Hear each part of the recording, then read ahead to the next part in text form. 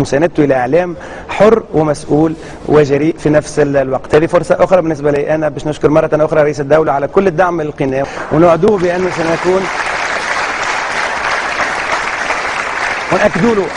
ونأكد لرئيس الدولة بأن سنواصل بنفس الحماس وسنواصل بنفس العزيمة تقديم مادة إعلامية تكون جريئة وحرة ومسؤولة. أنا سامحني معز بكل صدق لحمي قشعر ما نسمع هكا. نبيل العوضي شيخ جديد من الشيوخ الخليج في تونس يوم الجمعة الفرد، وكان في استقباله السيد عماد الدايمي مدير الديوان الرئاسي. زيارة الشيوخ بصفة عامة إلى تونس وهذا الشيخ الكويتي في هذا التقرير، وبعد نرجع نحكيه على البلاتو. تلتحق بنا بعدها سهام بادي وزيرة شؤون المرأة والأسرة.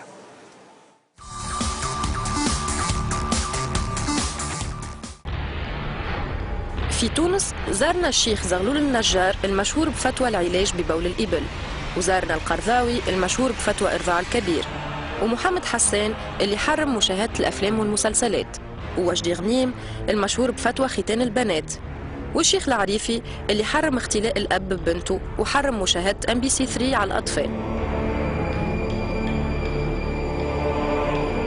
جينا نهار السبت الشيخ نبيل العوضي من الكويت المعروف موقفه المعادي لبوب ليبونج.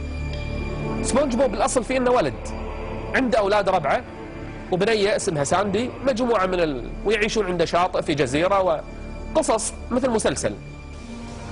المشكلة أن هذا الولد الأصل فيه إنه ولد، لكن أثناء المسلسل حركاته حركات بنية. الولد مايع ترف صفات بنية. تخيلوا عيالنا بعد 10 سنين شلون راح يتقمصون هذه الشخصية. كان في استقباله الوزير مدير الديوان الرئاسي عماد الدايمي في المطار في القاعة الشرفية. ما كنت أتصور أني أدخل تونس. في الليل وحصريا على قناة الزيتونة تحدث الشيخ على برامجه في تونس.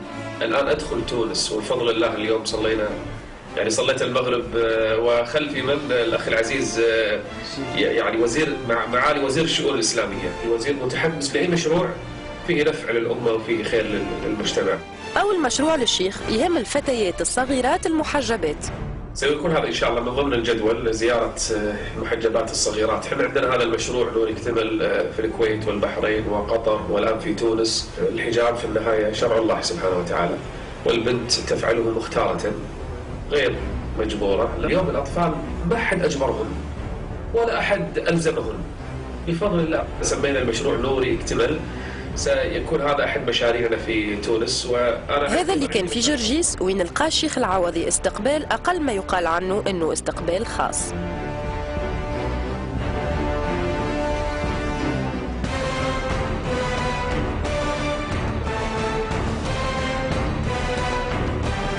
وألقى درس في الجامع الكبير قبل ما يكرم مجموعة كبيرة من البنيات الصغار اللي لبسوا الحجاب في جرجيس.